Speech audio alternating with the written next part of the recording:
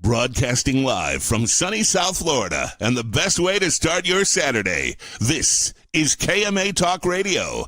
Life, liberty, and the pursuit of fine cigars. And now your KMA crew. The man with the scoop, William Cooper. Alex the Goat Tavella. And always telling it like it is, Honest Abe Dababneh. I like to smoke them like the Winston Churchill. Like John Kennedy, yeah. Remember Coach Red Auerbach, smoked up for victory, yeah. Well, you can take my wife, you can take my car, but you can't take my big cigar. My cigar, yeah. Good morning to all our loyal listeners, libertarians, and lovers of the leaf. Honest Abe here, and we are broadcasting KMA Talk Radio, episode number 593 live. And as always, I'm here with my trusted KMA crew, the man they call the GOAT, Alex Tavella, and sitting in for our lost brother, who's not here with us today, is none other than the man from the north, the Canadian Husky, John. The doctor, I think they call him the doctor. Is that the doctor? Is that his nickname? The cigar surgeon. That was close. John McTavish. Morning, gentlemen. Welcome back to KMA Talk Radio. All right, gentlemen. Yeah, Coop's out away on a trip or doing something, yeah? Yeah, he's on. He's on what? What's he on? Because he just said he wouldn't be on. He didn't tell us much, right? We got he's double booked. He's because Cooper can't go anywhere. He's got to have his dance card full. So he's going. He's got a primary event. He's got a secondary event. So he's got a full dance card. And somehow he thought, even with those double bookings, he's like, I can probably do KMA before. I'm like, Coop, what are you doing? You got 3 things going on. And he goes, one thing, give Coop credit. Coop does not fear setting up a travel broadcast. No. He'll go. He'll go on location. If he's got a camera and a computer, he'll get home. And he'll smoke from a hotel room. He does not care. He don't care. He'll pay the fee. A hotel room. All right. Just want to kind of go over something real quick this morning. Okay, you go over something because I have before we get too in depth in this, but gotcha. It's bad enough that we have to deal with Wait, Abe. I love when we're on the same page. It's bad enough, and then you go and you freaking like enable. Yeah, him. okay. You Listen, encourage him. Fine, but here's my question. Forget about the optics. I want to know your thoughts. What does Kevin the underwear say to him? No, wait. But what does he say to himself? Does Kevin say to himself, "Ooh, I want to take a picture for KMA. Let me grab my leopard panties"? Or does Kevin say to himself, "Ooh, I have my leopard panties on. Let me take a picture for KMA"?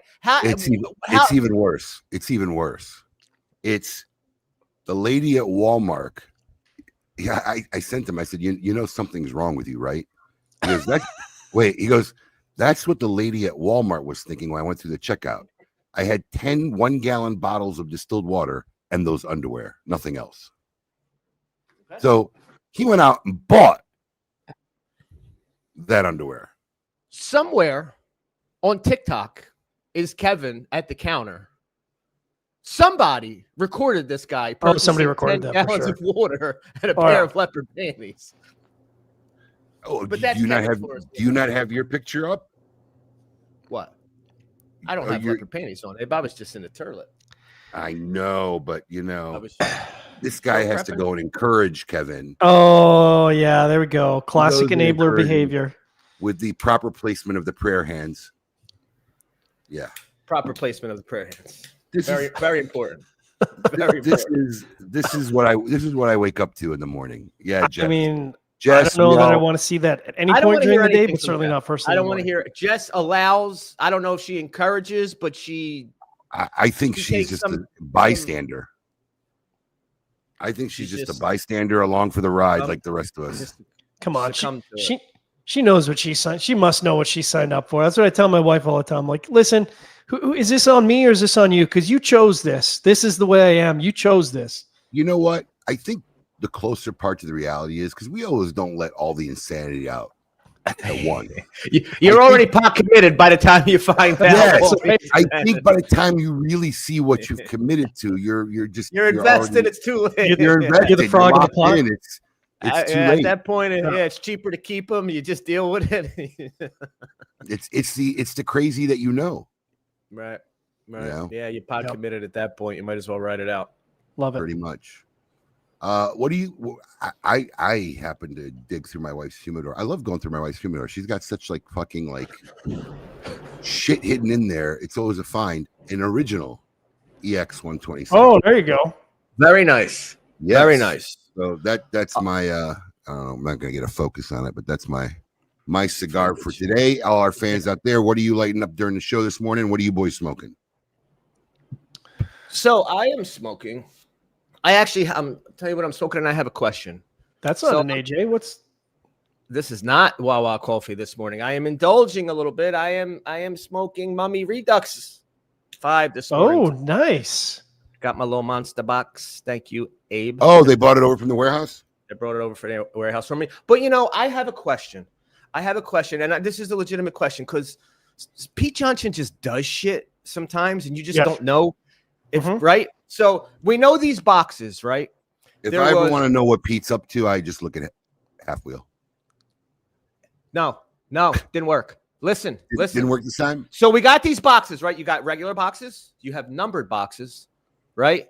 And then you have the boxes with the X. But Uh-oh. I don't know. Maybe it's a step further. Maybe somebody could tell me. Then you get this. I don't know if this is every box, but you open up the box, and there's one. There's one in paper. Why? Why is there one in paper? Is the one in what is it the I mummy? mean, Is this dressed mummy? Why is I there mean, I one assume in that's paper? a Fonseca.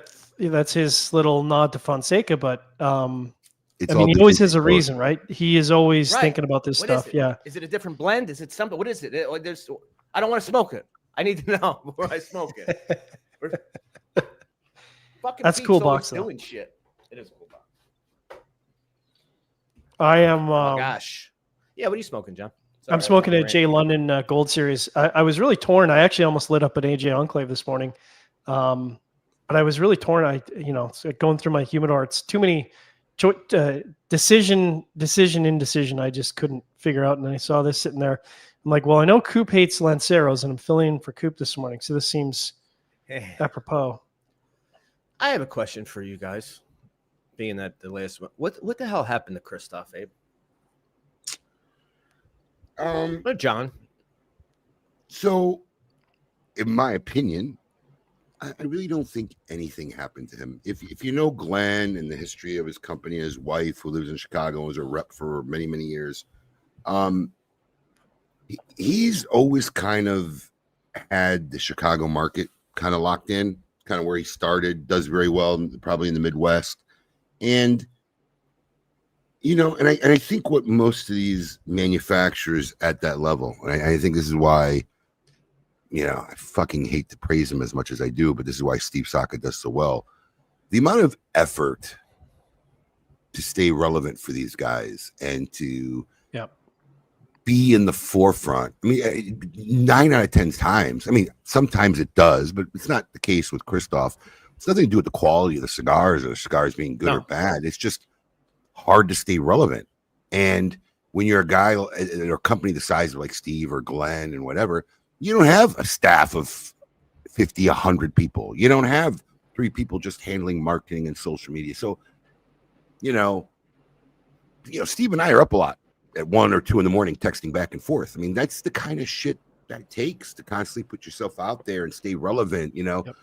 I know Glenn has taken a couple ads in Cigar Aficionado, and that's okay, but it's hard. And I think that's where a lot of those smaller middle guys struggle. And especially if you can't see what really helps. If you look back to how Pete Johnson started, right? And here's a perfect example. So let's take a look at the arc of Tatuaje, and feel free to jump in anytime, John. Let's take a look at the arc of Tatuaje and Illusion. Right. Okay. Both kind of started around the same time. Yep. Pete was working in retail. Dion had retail. Okay, when they started. Okay. And Pete successfully, which is I think Steve has done successfully, has created their own little culture, hardcore following fans who then become part of your marketing machine. 100%. Right? They're doing the work that you don't have the 5 or 8 staff members on because they're dedicated and they're loyal to it. And then, take a look at Illusion. Dion really, historically, anybody who knows him doesn't like to put himself out there, doesn't really want to do events. He's almost a recluse if you're from the outside looking in. Super nice guy. Dion is really a super nice guy. And crazy intelligent. Like one of the most knowledgeable. Yes, super palate. Yep. Super palate. Just semi-recluse or, introverted and doesn't really put himself out there. Just kind of does his thing. And if you look at the trajectory of what Tatuaje has accomplished and what Illusion has, it's night and day. So I think Glenn and it's not the cigars, and it's totally not the cigars. No, I think Dion makes great cigars. Yeah, right. It's totally not the cigars. I think Dion hasn't really found a way outside of the early onset recognition and fame he got to really connect with any consumer base. Yeah, I completely agree. I think a lot of modern. Sorry, John. I think a lot of modern day people don't even recognize the name Dion Giolito. Yes. I mean, what does that say? I mean, I've literally walked into humidors and with somebody, And I'm like, oh, I'm going to grab these Illusiones. And they're like, what is that? I'm like, really? And they're like, no, I've never heard of the brand. And it's like, it hurts me physically because I've felt it like he's Right. like you said, he started with Tatuaje. I feel like his cigars are certainly on par or better depending on who you ask.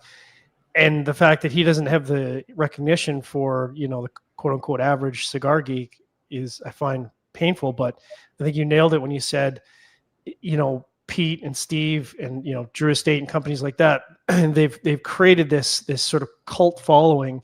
And as you say, the people who are smoking the cigars are now driving the marketing because of their engagement, because of their posts, and it becomes this sort of other, it's a little bit dangerous at times, but it becomes this whole culture of they're driving all of this advertising for free, this engagement. Everywhere they go, they're wearing the merch, they're talking about the cigars, they're talking to their friends about the cigars. But it takes so much work to get to that point. And it's very, very hard. Very, very hard. You just can't force it. It has to happen on its own.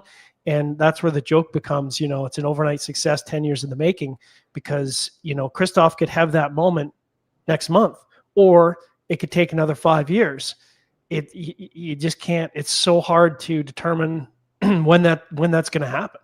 Look, every now and then you'll get a company that'll have like a lightning moment, whether it be a rating or something happens or some PR, some things. And I've seen it in my career. Guy doesn't know how to get on that horse and ride that lightning. Yeah. And it just fizzles out. It's a lot of effort. It's a lot of work. I think a good example of that, unfortunately, not to knock him, but I feel like he had a real moment that he could have grabbed George Rico.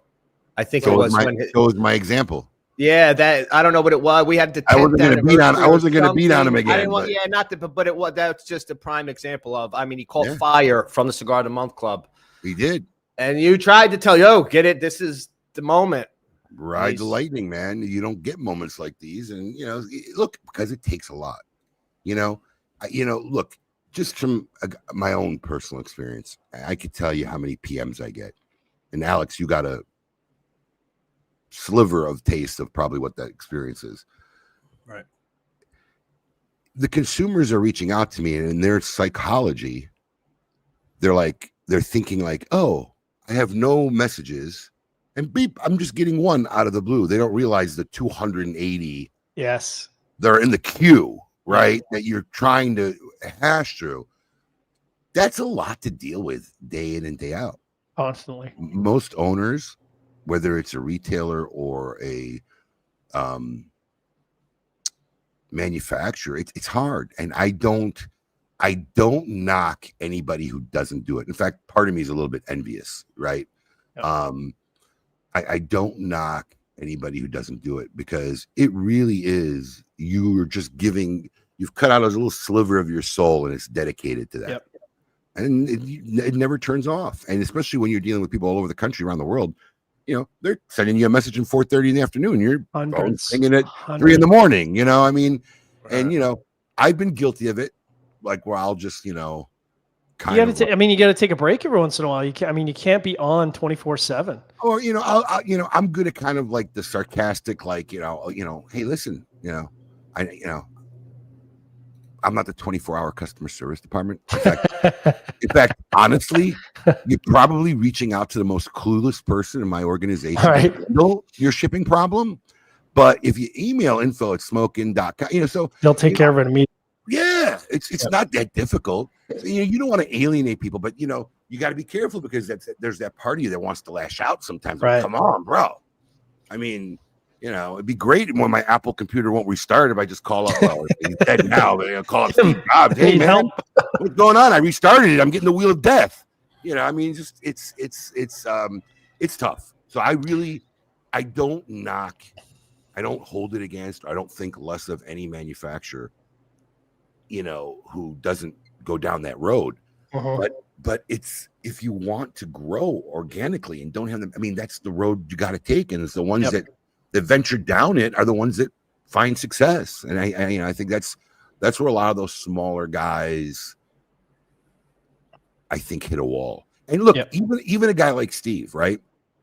All the DT and fans, well, don't be mad, because it just means you'll have continual access to cigars. But Steve is not going to break a wall. Steve is eventually going to hit a wall. And, you know, I don't know how far out it is, 3, 4, 5 years, because where he wins is on social media platform. And what people don't realize, because everybody who's on social media thinks like, you know, everybody who smokes cigars in the world is here. I mean, John, I don't have any data on this. This is just a gut guess. But I would say out of everybody who consumes cigars in America only, I'd say probably less than 30% are on social media, like actively. I bet it's even lower than that, Abe. I bet that if you were to look at like if you were to take the whole consumer base, so all the consumers, like regular cigar smokers, a normal, you know, smoke a cigar every week or whatever, you know, a couple a month, I bet it's less than 10% are engaged on social media. And I bet if you were to go, so like, you know, like you said, it's an echo chamber. Like we think, oh, of course, everyone knows who Steve Saka is. But if you were to stand in a humidor and poll random guys that came into your shop, have you ever heard of Dunbarton Tobacco and Trust? They'd be like, I've never heard of that. No, company. People don't realize that, especially the fans. I mean, they don't have a clue. Like he's really like still an extremely boutique company, not well known. And, you know, obviously he doesn't have a relationship with aficionado. So, you know, and I'll venture to say that a good chunk of the just knocked my microphone over. Oh, here we go. No, we're good. I will venture to say that a good chunk of those people who are not on social media, probably the publication like Aficionados, one of their sources of information. 100%. Right? Sure. Because you know, you have that, it's pretty much the old school element. They're still out there, right? So how do you reach those people? If publications like Aficionado, that is, you know, that is always in retail. That is the $1 million question. How do you reach those people? How do you reach those people? I mean, look, we Alex knows because, you know, it's started when he was with us, you know, working on this side of the business, and we continue. It's a continual effort for us because, you know, we have that same thing is how do we reach people who are not on social media? Yep. Because that's our path to growth, you know, and, you know, we're always looking to grow. And, you know, what consumers don't understand is when we grow, I don't think a lot of consumers realize how it benefits them when we grow. If you look at what we have done as a company now compared to 10, 15, 20, 25 years ago, 90% of the stuff that we do now wouldn't even be possible. Mm-hmm. It really wouldn't. People don't realize it takes money, investment, staff, manpower, even if it's just programming stupid shit on a website like Sakaween, you know? I mean, all these things take resources, and resources come with growth. And, you know, I think one of the reasons why our success, we've been successful as a company, is as we've grown, we've just continually pushed the throttle on what we want to do and what, you know, what experiences that we bring to the consumer. We're not just sitting back and, you know, golfing in the afternoon, enjoying the growth. Unfortunately, I haven't gotten that part of my life yet where I could, you know, I feel comfortable. I'm just going to sit back and enjoy the growth. So, you know, my motto in my company is the gas pedal never comes off the floor, you know, and I think that's part of the success. And look, you see it. I see it in Pete Johnson. You know, I love Pete, talk to him regularly, but I think he's in kind of a different stage of his career where he's more enjoying the growth than the gas pedal to the floor. Now, he does have a lot of projects going on. I mean, I had a big meeting with him a couple months ago. He's got a lot of projects, but I think that's what he's kind of into now, making these little one-off projects where his creativity can flow instead of pounding pavement and, you know, all that really tiring and exhausting, you know, work. Well, I think I'm not a creative guy, but I know Pete's an extremely creative guy, and I think in order to recharge those creative batteries, he needs those projects because, like you said, being on all the time, doing events, being engaged with people, it drains your creative battery, and I think he needs those events, those projects, those little fun things he's working on to sort of fill that back up, so you can feel recharged and excited. You know, and that gives you that energy back to be like, okay, I'm going to do another event. I'm going to answer 5,000 emails and, get on chat messages. I didn't really have an appreciation for just how many messages people in the industry get until I sort of became a little bit of that guy. And when I wake up in the morning and I have like 17 messages and 15 emails, and like, they're not like, hey, how's it going? It's like, hey, can you give me a recommendation of 15 cigars I can buy while I'm like, oh my God, dude, like this is 20 minutes it's going to take me. Right. And so now I have a appreciation that when I message Pete and Pete responds immediately, I'm like, holy shit, I can't believe Pete replied to me immediately. That's a rare thing because look, he's probably got 1,000 messages in the queue. No joke. Per day. Yeah, sure. It's a lot. Sure. And consumers think they're the only one when they do that. They don't realize, right? You don't see it. So no, sure. I'm sure. Guys like here's an anonymous guy who doesn't want to let himself know. Exactly. But listen, you don't get it. I gotta tell you, if I made you feel bad, I'm pretty sure in some justful way. Good. But you needed to feel a little bad. I'm usually courteous. I'm usually courteous and kind of. I'm a human being. I mean, Christ, man, it's like July 4th and you're messaging me, listen, here's my thing, right? And then it's true. We've opened ourselves up to this, right? But if you're going to message me, and if we've never had like chit chat conversation and message, if you're going to message me about something, okay, it's fine. Treat it like business. You're going to message me about business? Message me during business hours. I got no business answers for you at Saturday at 9 p.m. I've said this so many times. That's my gripe. You know what I mean? Like, if you're going to ask a business question, ask it during business hours. I mean, how can I help you at 10 o'clock at night on a Sunday? I can't. Wish I could, but I can't. But like I said, like you said, we opened ourselves up to it. But what's interesting, the interesting thing about social media, especially when we talk about cigar social media, the overwhelming majority of that essentially lives on Facebook, right? I mean, everybody's tried to like crack the Instagram. Facebook is a majority of the cigar world social media. Is that fair? Overwhelming majority. Yeah, I don't know of any big cigar world. Yes. Yeah. In the cigar world. I'm talking about cigar world. Everybody's kind of tried. It doesn't have. But you can't communicate and really have experience on Instagram. It's a like and a scroll and a like and a scroll. It's a one-sided engagement. But what's interesting is it's the old people's social media now. Facebook is the old people's social media. It is.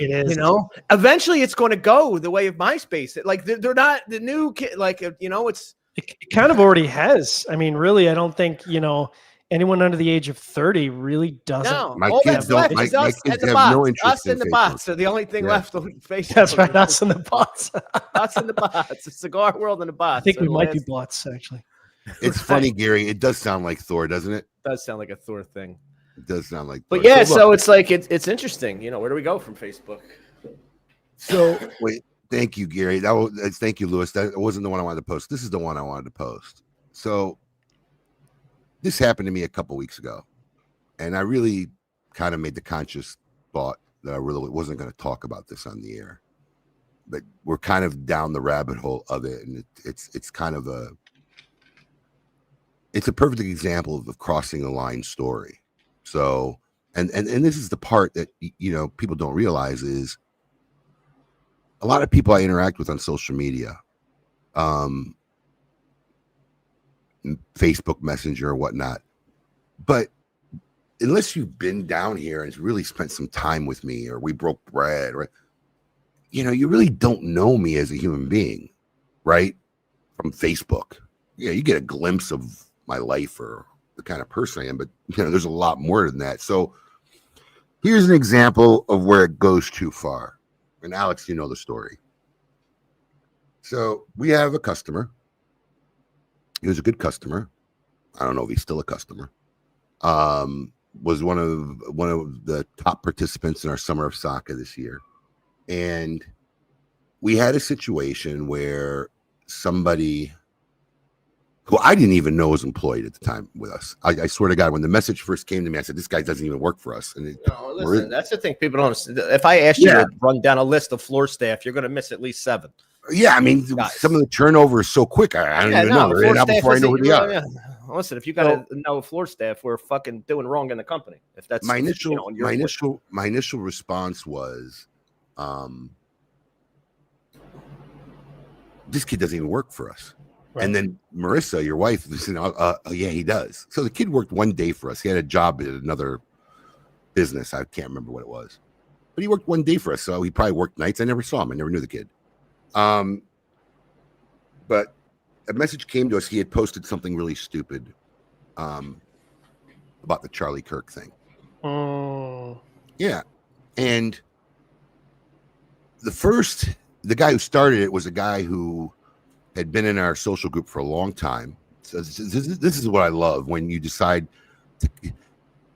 The funny thing is about Smoking Social, we realize that there are a lot of people in that group who really aren't active. A lot of people aren't even customers. Yeah. But they stay. I'm in the group. When do you see me post, right? But they stay in the shadows, and it's okay. But I love when they come out of the shadows to be an asshole. Like, you've been quiet for 4 years, Right. and now you decide to come out of the shadows to be an asshole because then I get to weed them out, right? Right. So this guy posted this thing publicly. I guess he saw the post. The kid, which, it's funny. You work for me 1 day a week. You work at the other place 5 days a week, and you have Smoking Sales Associate on your Instagram, right? So he posted a screenshot of it. Does this guy work for you? Right. I don't want to do business, whatever. I don't want to do business with a company that would employ somebody like this and this and this and that. And what say you, Smoke In? That's how he ended. So I look up this guy's history. The guy's made one purchase of a Great Smoke ticket in 2015 or whatever it was. So the guy's not really even a consumer. So why are you fucking questioning me? And if you really had any kind of concern, message me privately and I'll answer it for you. You want to make a public scene and out me and then demand some kind of response from me. So I booted this guy out of the group immediately because he didn't belong in it, regardless of that statement. And I took the time to construct a message to him on Messenger, which the last time I looked, he never even read it. But he basically said, look, I removed you from the group because, one, you're not really a customer, so I don't know why you're threatening. You don't want to support us. You haven't been supporting us. You really don't support us, And but I wanted to respond to you. I completely agree with you on how you feel about the situation. If you read my personal post I made today, you know where we stand. And, that should kind of tell you enough of where we stand on this kind of a situation. And the guy never read it. The guy sends an email to our company. So they call me up. Hey, this guy's emailing. He said he sent it. I said, I'll handle it. So I responded to the guy. I basically said, hey, look, I believe the owner has Facebook messaged you. Because he said, I got kicked out of the group. And blah, blah. Facebook messaged you. Maybe you should take a moment to read it. Never hear back from him. And even after I sent that email, like a week later, didn't read the Facebook Messenger. So I'm even starting to wonder if it's not just a ghost or dummy account, But this guy gets him and a bunch of lackeys, and Alex, I think you were catching it, started coming on our Facebook pages. There you go. Posting it without even knowing the story. That was fine. This is the first guy who did it. So then we had a guy who messaged me 9:30 at night. I just got home 9:30 at night because between 8 and 9:30 is the hours I usually will come home. My wife made me a beautiful bowl of ramen. I'm getting ready to eat it, and I get this message. Does this guy work for you? And he's showing me the screenshot of that kid's post. And I said, yeah, well, we've kind of handled the situation. And, if you read my post today on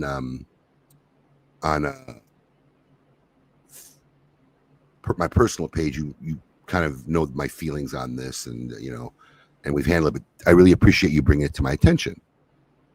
Doesn't let it go at that. Comes back, well, I need to know, does he still work for you? It's a yes or no question. When you have to start demanding answers from people that, you have no involvement in the company, I'm like, well, look, if you read I don't want to be one of these guys that's riding a flag with pride saying, oh, I had to fire a kid because I didn't agree, or I was sickened by one of his posts.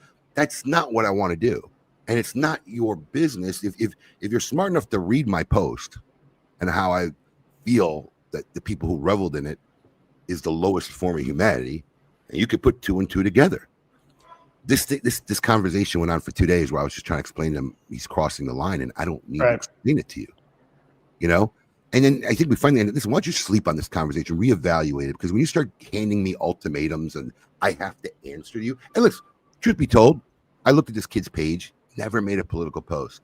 You know, I didn't really get a chance to talk to him, so I don't know if he was just a moment of stupidity, a moment of ignorance. I would have probably liked to have talked to the kid and let him know, do you realize what you're saying? I mean, he might have not, but the kid worked 1 day a week. He was non-relevant to my company. You know, I mean, there were people who wanted more shifts. It wasn't the end of the world, and didn't affect him nor me in any devastating way. But, you know, I said to the guy, look, unless you're willing to not go to Walmart, not go to Costco, not go to fucking 90% of the place. These people work there. Your position of this stance of this self-righteousness is not realistic. You know, but it ended up where I just couldn't take it anymore. I said, listen, I'm done. I can't have a conversation. You know, he even said to me, are you going to kick me out as a customer? I said, I'm not a child. You know, we're having a debate here. I don't agree with you. I think you're dead wrong. I think you're crossing the line. I think you're demanding and whatever. So I just blocked him because I have to do that with people because then I feel compelled to answer. That's my weakness. Yeah. Ignored him. Can't let it go. I could have just ignored him. And there are some people in the industry I blocked, you know, because I just don't want to feel the compulsion to answer back. Yeah. So I blocked him. I just blocked him. I got no issues with him as a person. I think he's wrong. I think he crossed the line. I don't think that there's the demanding, you know, or you know, what company do you go to the owner and demand information from? I mean, I don't know what reality this was, but yeah, and I think I mean, I don't know you super well, Abe, but I know you well enough to go ultimatums. That's not going to be the way to go. You know, I get a simple standard. It's not always 100% reliable, but it's worked well for me. You know, and it goes back to a biblical phrase. I mean, I do unto others as I want others to do unto me. Mm-hmm. I would never do that to somebody. And if you do that, in my opinion, you're crossing the line. Plus, when people make mistakes, I think, you know, it's a teachable moment, right? Alex, if you don't want to get into this. Sorry, go ahead, Alex.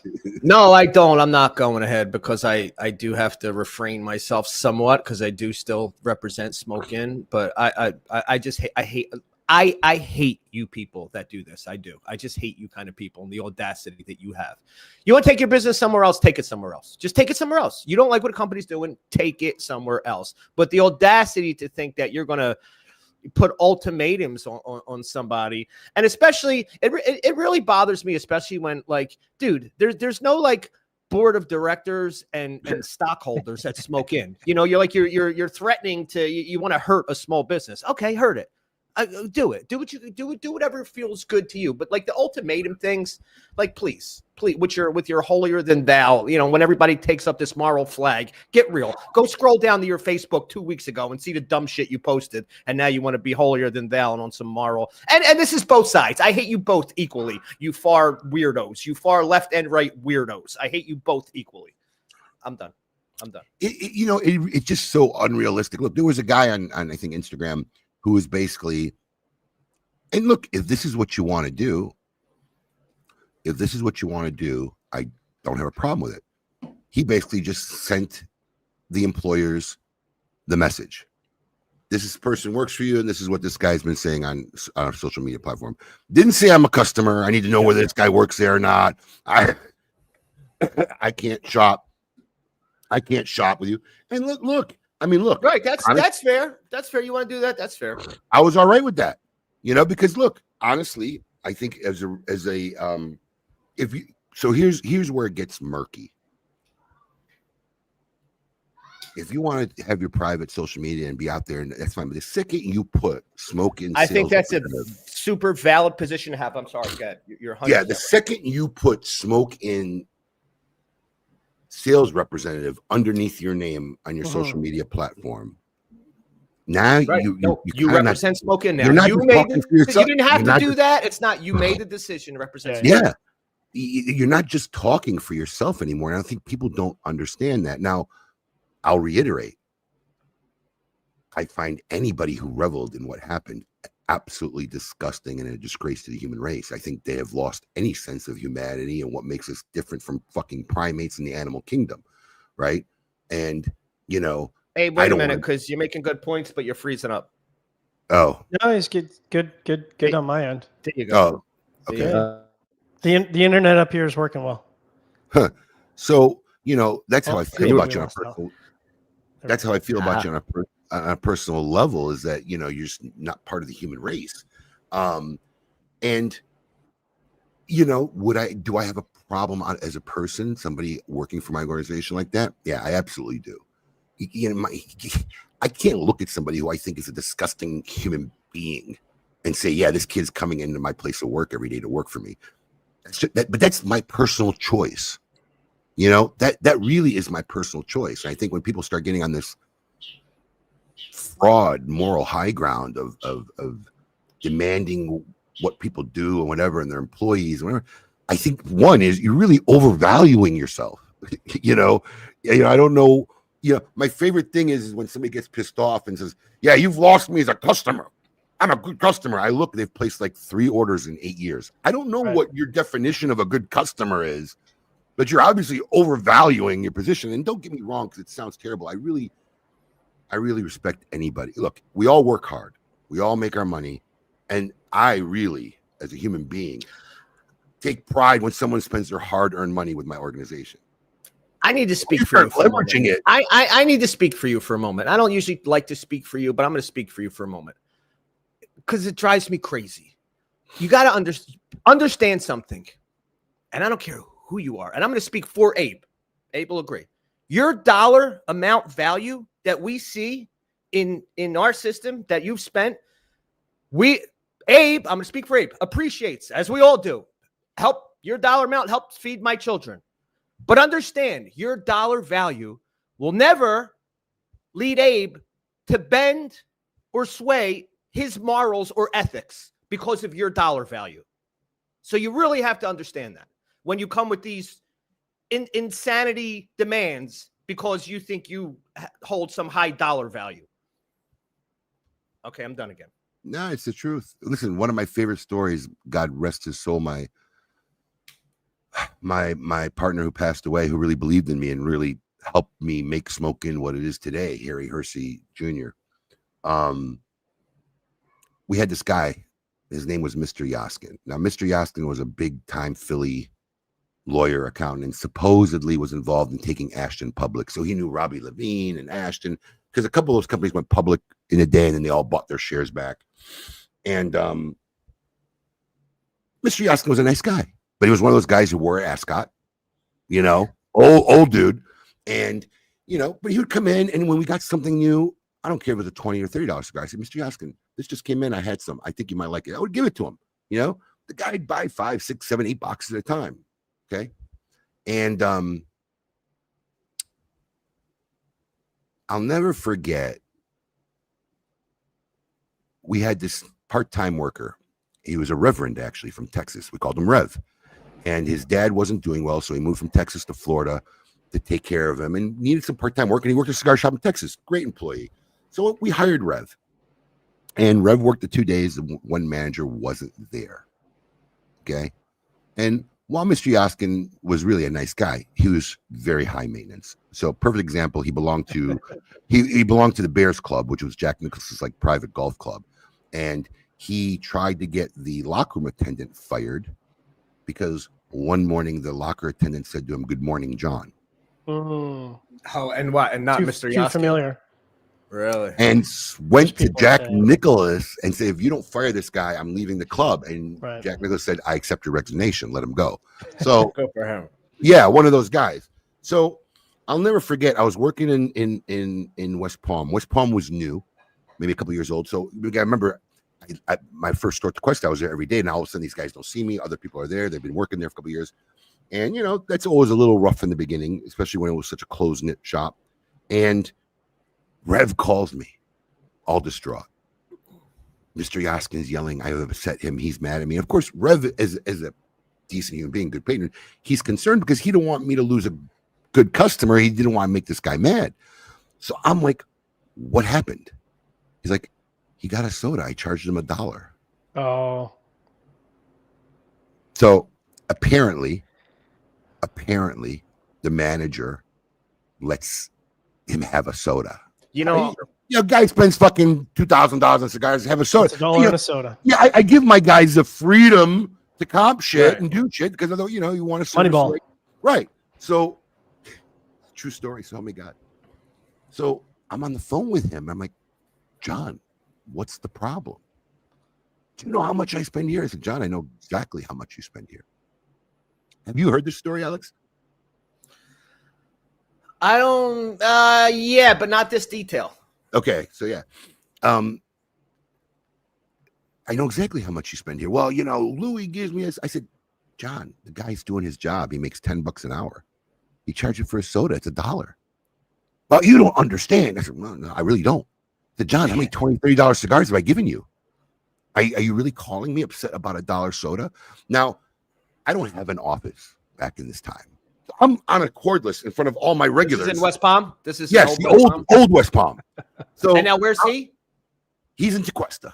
He's in Tequesta. Gotcha. Right. You're in West So Palm. Gotcha. so you know where the register is in the old West Palm. Do you remember it? Yeah. So I'm at the register, and basically the 9 chairs are right there in front of me. So all my regulars are hearing this conversation, right?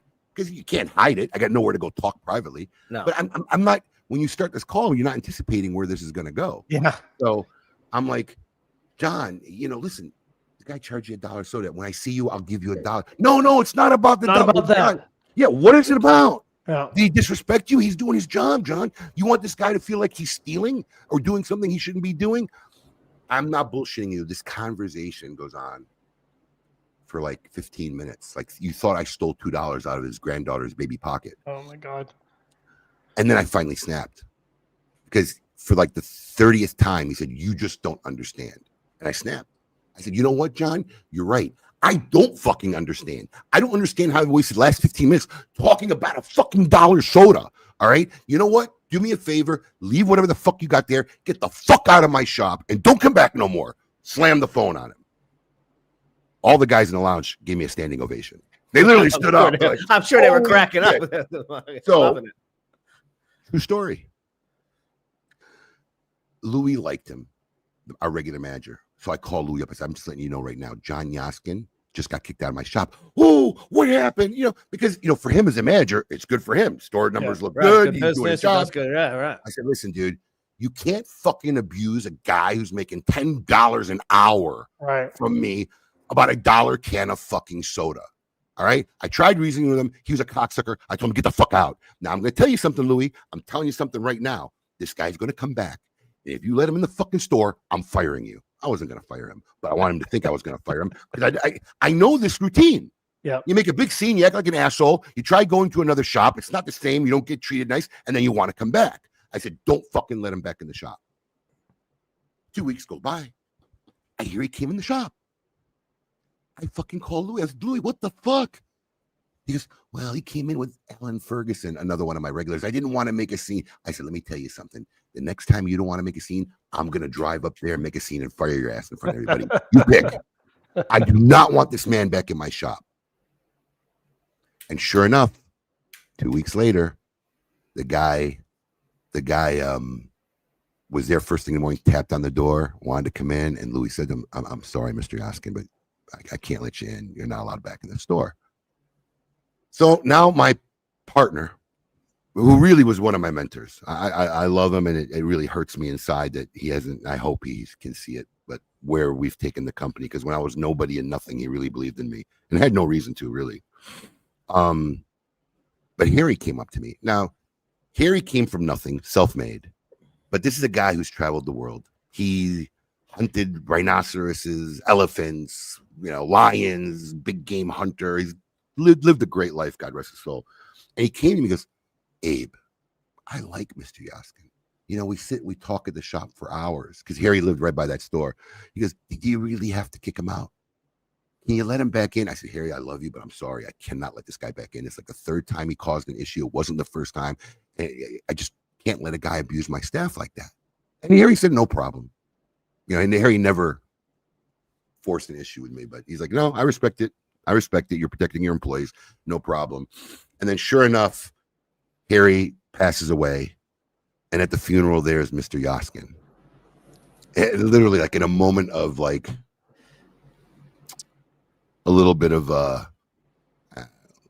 grief or whatever it is. I said, Mr. Yaskin, Mr. Yaskin came up to me, offered me my condolences, which is very odd. I think it was the first time in my life where it wasn't really like a family member, but I guess people knew the relationship, because when you're not a family member, people are offering you condolences. You're like, you're not expecting it. Yeah, you're not expecting it, So you offer like I'm down the line on condolences. There's So I said, John, I'm going to tell you something. Harry always liked you. In fact, like, he had a conversation with me to bury the hatchet and let things go on. So I'm for Harry, we're going to let the past be the past, and you're more than welcome to come back in our shop. And he did. He came back in, was a customer until pretty much the day he passed as well. So, but yeah, you just can't. You can't, especially staff. You can't abuse. You made staff. You can abuse me. No, that's what you made a point. You made a point that I wanted to call out, Abe. And this is really like public service announcement for people that shop and frequent retail. Part of the manager's pay is to get abused. Correct. The manager gets paid to get abused. The $13 an hour, 14, he don't get paid to get abused. And if you're at the point of abusing that kid, whatever you're trying to get done, he's not going to be able to do anyway. Right. You need the manager regardless. If you really feel that you need to abuse somebody or get some shit off your chest, ask for the manager. That's what they get paid for. Not this poor kid making $12, $13, $14, $15 an hour just trying to get through his day and go home and finish his college assignment or whatever it is. No, I agree. So, yeah, I mean, this was a kind of a rabbit hole of a segment we took this first hour of the show, but it was,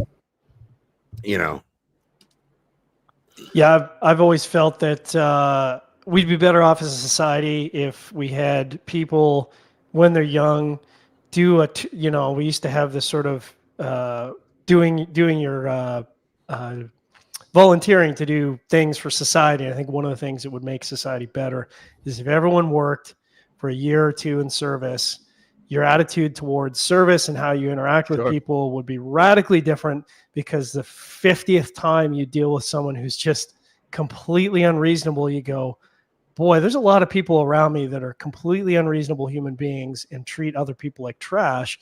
Maybe I shouldn't do that. Maybe I should treat people better and be a better person. You're muted. Uh-oh. We knew it was going to happen. It was coming. I'm back, right? There we go. Okay. Carry on. So that retail and customer service. Yeah. The plethora of complete arrogant asshole customer service emails that come through every week is crazy. And you always have hope. Like, I don't go straight to asshole. Yeah. Right.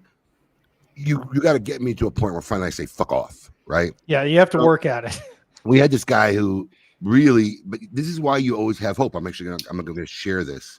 I'm going to share this email without mentioning his name, because he really called up. He bought a sidecar cutter, standard cutter. Everybody knows what it is. Right. And then calls saying how a piece of shit it is. And, really burns his bridge. So, my manager kind of explained, listen, sir, we don't make the products. Mm-hmm. We just sell them. And, we don't open them. They come sealed. If there's a defect or problem with your cutter, we'll send you a call tag. You send it back. Yeah. And easy problem to solve. Yeah. And we'll see if maybe you got a defective one that didn't get caught by quality control, or maybe you just don't like that cutter. But, Zycar probably still is one of the top selling cutters in the world. Fair enough email from my warehouse manager. Guy replies, don't insult my intelligence. I know you're not a manufacturer, and I'm well versed in Zycar. I'm like, wow. Went straight to asshole. So I told Rick, you know what? I'll handle it. And I sent him another email back. We didn't mean to insult your intelligence, but when you start yelling at us and whatever, we're just assuming you don't know. It's a safe assumption. I really kind of killed him with a kindness email, because that's what you get first. Uh-huh. You get I'm going to be super nice to you and see how you handle that. Yep. And sure enough, a day later, we get this email. First off, I've tried calling but failed. I want to apologize for my actions earlier this week. I know it's not. And this is why we always have hope, even when guys are assholes off the bat. Because if you could change one person to be a better human being, right, we've done a good deed, right? So here it is. I know it's not an excuse, but I wasn't having a good day when we exchanged messages. I wanted to say how sorry I am for acting like a total dickhead, his words, and for talking to you guys the way I did. That's not me, and I feel awful for talking to you that way. I understand we all make mistakes, and mine is inexcusable. I just want to say I'm so sorry for acting like a total D-bag. Hope you accept my apologies, and thank you for everything. Rob Wright. By the way, it's been extremely busy this week, and I have not had a chance to return the cutter. I'll either get it out today or most likely tomorrow. Once again, sorry for my ignorant comments, of which my warehouse manager then, right? I've handled all the crisis. Now my warehouse manager comes in to swoop. It was a joke. with the final email. Thank you for your apology. It is easily and quickly accepted, my friend. Our team can recognize a challenging day mixed with ending in the lack of excitement from a product being delivered wrong. We sent him the wrong cutter. That's what started it. He wanted a perfect cutter, and we sent him the regular one, which is our mistake, but which we would easily rectify. So we realized it was incorrectly packed, and for that we apologize. Mistakes happen. We try to view them as learning opportunities and what we can do better to avoid them in the future. As far as the return, when you get it back to us, we will notify you and we'll make it right. We hope your day, week, and weekends get a little easier and smoother. Take a deep breath, smile, and never let them see you sweat. Be well. There's a beautiful exchange. Love it. Right? Love it. There was a beautiful exchange. So that's why you keep hope. But, yeah. You really want to see how bad some people in humanity can be. Fucking look at customer service. Holy shit. And it's worse. It's worse when it's email. Yes. Because the people who don't like face-to-face conversations or would be as bold or nasty become whole different animals behind a keyboard. Oh yeah. Yeah. I mean, look, in my life, because I've done retail for most of my life, or customer service most of my life.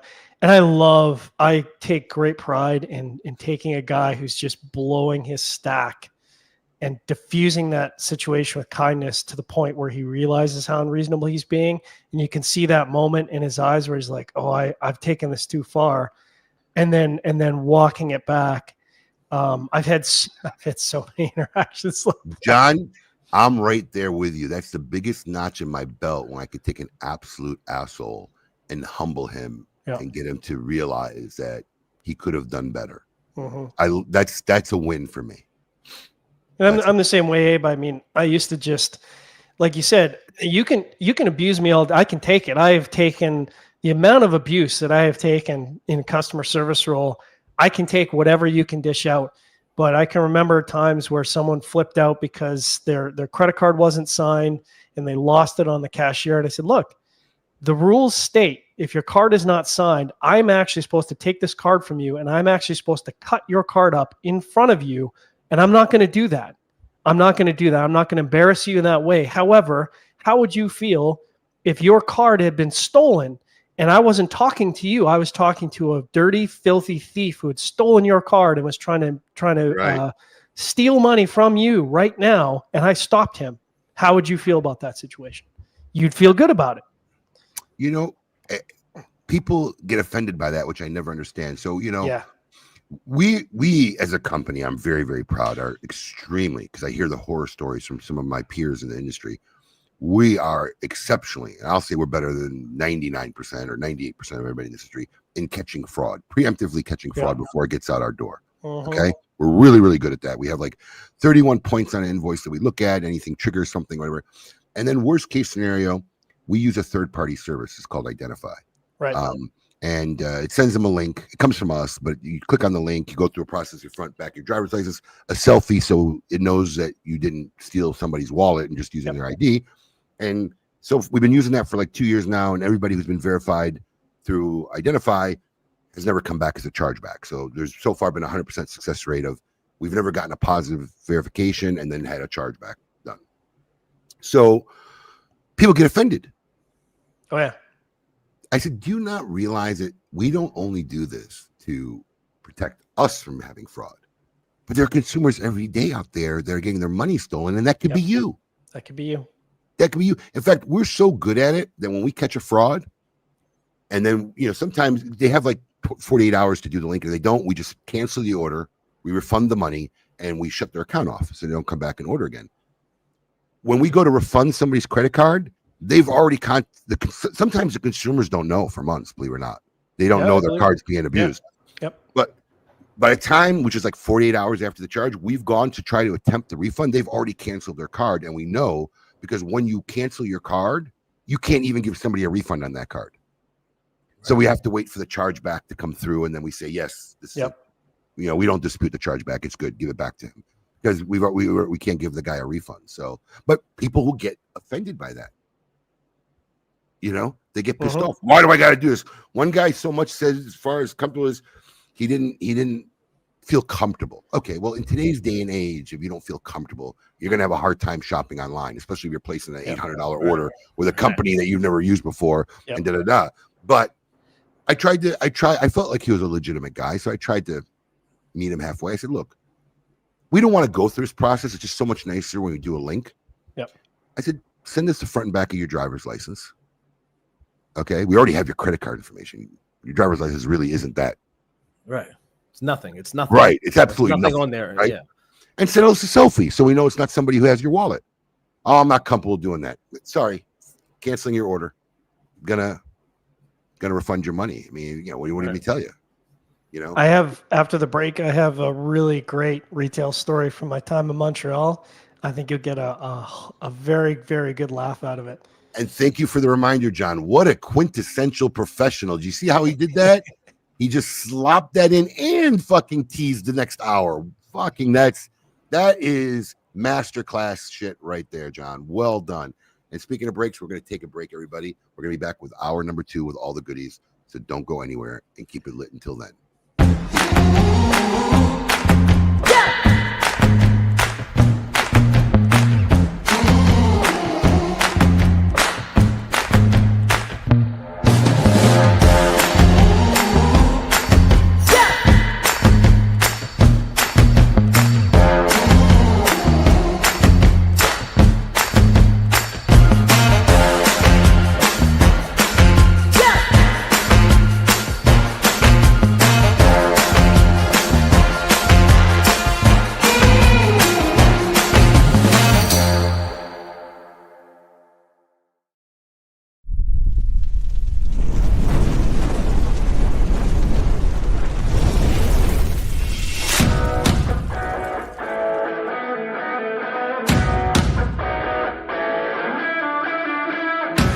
Honest Abe here with the GOAT to tell you about Smokin's Cigar of the Month Club.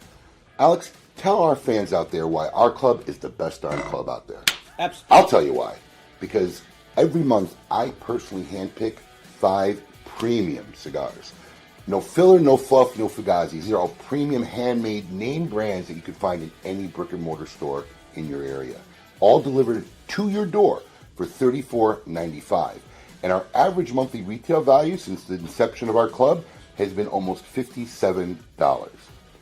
Another great feature of our Cigar of the Month Club, Alex, tell them about the ease of our Cigar of the Month Club. I'll tell you, I hate subscription services. It's always a pain to cancel them, turning them on. We've made it super simple. All you got to do is log into your account. There's a little green button there. If it's green, you're active. You want to take a break, you're going out of town, simply hit the button and you'll deactivate your membership. Want to turn it back on? The exact same easy process. You can turn it right back on. We've made it that easy for you. Another great feature is our Double Down Club. Alex, tell them about the Double Down Club. We had so many of our members reach out to us who really enjoyed our selections every month. They wanted to know there was a way they can get 2. And we've made that very simple. With a simple check mark, you can get double this great selections every month and save $10. Does our club have perks? Of course it have perks. You want to tell them about the perks? As a member of our club, every month there's a special discount code where if you like any of the selections, we will offer them to you, so you want to come and get some more. You can get them at a special discounted rate for our Cigar of the Month Club members. And finally, expedited shipping. Tell them how fast we get the stuff out, Alex. We get the stuff out on the 28th of every month. Our membership bills on the 28th, and we get every member's package out on the 28th if it's a shipping day. 5 great reasons on what makes Smokin' Cigar of the Month Club the best club out there. Check it out. Peace. Hey, I really appreciate you doing the video with me. Thanks. Oh, yeah, you're welcome. I mean, you didn't let me get a word in, but whatever. What? That went great. It's perfect. Sitting was right. The working man is a sucker, Dad. He's a sucker. He's wrong. It don't take much strength to pull a trigger, but try and get up every morning, day after day, and work for a living. Let's see him try that. Then we'll see who's the real tough guy. The working man is the tough guy. Your father's the tough guy. To me, that's the best scene in the movie. I wrote that scene in A Bronx Tale because I wanted to talk about the working man. Hi, this is Chaz Palminteri, and I'd like to tell you about my grandfather, Calogero, who I'm named after. Calogero Palminteri was born and raised in Menfi, Sicily. When he came to this country and landed at Ellis Island, he was so overcome with emotion that he dropped to his knees, kissed the ground, and felt the blessings of America. I have fond memories of my grandfather, who loved his family and a great cigar. This cigar is for my grandfather Calogero and all the hard-working men and women who came to this country with just a dream. This is the immigrant cigar. And let's face it, we all are immigrants. This great cigar was voted number 8 in the top 10 cigars in the world by Cigar Enthusiast magazine. Buy a box for yourself or buy it for someone who gave you a better life. Go to Smoke Inn Cigar in Florida and see Honest Abe and pick up a box of Chaz Palminteri cigars. Tell him I sent you. Welcome back, everybody, to hour 2 of KMA Talk Radio. I think I talked more in the first hour than I've ever talked on KMA. I barely got to smoke my cigar. It's been sitting here. I got to relight. So I'll try to get through this story really quick. It's a good one. So I talk to Hector Alfonso of Espinosa all the time, and one of the things we chat about is this sort of two people that are great students of human behavior, cops and people who have worked retail for a very long time. And I don't know what it is, but you become a student of human behavior, human mannerisms. And so, same thing as you're saying about preventing fraud. Like, I can spot fraud from 500 feet away. And when I was in Montreal recently for a work thing, and I was on duty, and so I was shepherding some Americans around. They wanted to go into a local liquor store, buy all this stuff that was super cheap. And so I was sitting outside the liquor store, just making sure nothing bad happened. And I saw this guy walk into the parking lot. So he's got to be 150 feet away from me, 150 feet away from me. And I go, this is bad news. This guy is bad news. I can tell already. Something's going to happen. So he comes, he walks in, he ambles into the store, and I can't really see him from outside the store, but I'm like, and a couple minutes, the guy comes out, and then these people come out about 3 minutes later, and they're telling me the story about how this guy was fingering product in the store, and he ended up stealing a couple bottles. And I'm like, I don't know who was working in that store, but I would have hit the button the moment that guy walked through the door, because I saw that guy as he entered the parking lot. I knew he was up to no good, and I am zero surprised that this guy came in and stole product. And if you'd been working retail for 5+ years, you would have, the moment the guy stepped through the door, you would have been like, oh yeah, this guy is going to steal something, or he's going to try and hold up the shop or something. You get a sixth sense. Like, you can just see this stuff coming from a mile away. Yeah. So I'm going to go on a tangent before we hit the name that jam, because it reminds me of a classic story. So there's a couple things I've learned in my career. I've learned, even though to suspect, to never judge. Right. And there's a difference, right? Never make judgment. And there's a famous story, Alex will know. We call it the Uncle Jimmy story, where for about a year and a half, I thought my wife was taking money from my pocket. I never accused her, but it would go back and forth for a year and a half, where I thought I was crazy. She thought I'm paranoid, because I would just go, hey, honey, it's her money, but why are you taking money and don't want to tell me? Right? Did you need $100? You take $100 because I'm missing money, right? And then you think you're crazy, and then you start implementing. Long story short, 2 years later, we found out what the real culprit was, and it's a funny story. If I ever see you in person, John, I'll tell you the story. Nice. So, but here's the situation of that, right? Because not everybody who works retail, because we got a lot of floor guys, they never develop that sense, right? Because you have to care and want to catch somebody stealing to develop that sense. And unfortunately, a lot of people really on the floor. Some are naive. I had a naive guy. Michael Wallstrom was one of them. Was my manager for like 8 years. Really? bro, Michael Wallstrom just didn't think people could steal. Like, are you crazy? I mean, everybody steals. Listen, I'll never forget. Here's a great story. Back in the day, before everything was so digital, we would mail out these TGS invitations, but we'd mail out physical forms, but we didn't mail out digital forms, and we needed to put them in these big envelopes, but these big envelopes didn't fit in the printer. So we would get this like clear stuff that you could print on, and then you crack and peel it and you stick it on the envelope. So one year Michael runs to Office Depot and he gets that package. We go to print one, and Michael, it's a pack of whatever, 100. Michael prints one and realizes he didn't get the crack and peel sticker clear. He got the overhead transparencies like your teachers used to use. So we printed on one sheet, and we could. So I said, okay, do me a favor, take it back, and exchange it and get the right one. And I see a pause, a hesitation there. The best. You want to say hi to everybody? Yeah. My daughter just bought me coffee. Hi, everybody. She just took her ACT this morning. How'd you do? Nice. I think I did really good on my math. That's the important one. Huh? I didn't see you working hard for it. I'm not gonna lie. I completely forgot that I registered for this one, but We'll talk later. love you, Daddy. Bye. So, Are you gonna make money? what was I talking about? Overhead transparencies of the Yes, Wallstrom overhead, he hesitated, and I'm looking at his hesitation. I'm like, something wrong? He's like, we used one of the sheets. I was taken aback. I mean, look, I'm really an honest guy, but there's a gray area in my universe where some things are just acceptable, right? I mean, let's be real. So I looked at him. I said, "Are you telling me that you don't feel good returning this, exchanging it because it's missing one out of the 100 sheets?" He's like, "Yeah." I'm like, "No problem." You're right. I'll take that kind of honesty. Yeah, if that's how you are with them, I'm never going to worry about you here. I don't want to taint this kind of honesty. Fuck yeah, I'm like, here's $20, bro. Go buy another pen. Yeah. Right? Yeah. So, but yeah, he was one of these guys who just was naive. So some of them are naive, some of them don't care. But we had this one guy. He would come, and this is one of the things in retail, because I grew up in retail. I grew up in the grocery store, which is worse. I mean, everybody's stealing from you. Your employees are stealing from you. Your consumers are stealing from you. And the fucking bread man and the Pepsi guy and the milkman is stealing from you, shorting your deliveries. So you really learn fucking everybody stealing early, at an early age. So this one guy would come in, and he'd come in like clockwork, Tuesday or Thursday or Wednesday and Friday, whatever. And he always had the same clothes, and the pants were really baggy pants. So for me, that's a telltale sign. Yeah. We call those thieving pants. Yeah. Right? Big pockets, always the same fucking outfit every time you come in my shop. And, I would watch him. So I ended up bringing him up one time. I started having he paid by credit card. And I saw his last name was Haddad. And that's kind of Middle Eastern. Haddad's a Middle Eastern name.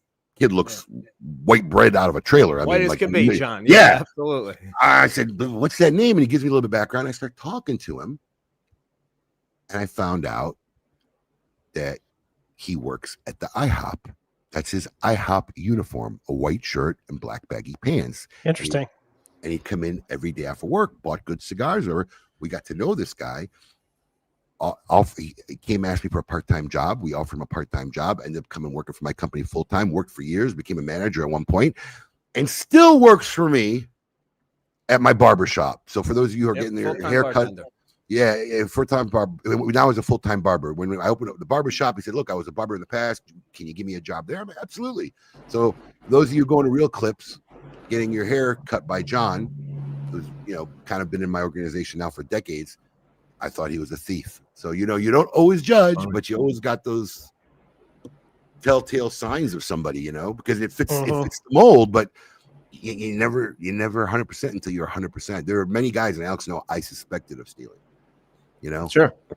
And I can't make that call until I know. And right. No, listen, there's people currently that frequent smoking that are like, I shifty. know, I just know, but the shifty eyes. But you know what? At the moment, you're better than me, so you're still here. It's. But the guys we suspect will usually eventually catch. Of course. We'll usually eventually catch. My favorite thief for me was the bartender that I caught. This. I like catching people by accident. This bartender, just the stupidity, like if you're going to steal, so listen, you're a bartender, you work in retail, you count the drawer down to $100 every night, right? You take all the money you made and you leave $100 in the drawer. Yep. Gotta have your float. So every morning I would come in after this bartender worked and the drawer would be off, but it would be off stupidly. There would be like $100.03, $100.06. It would be off by a weird, like you have to look.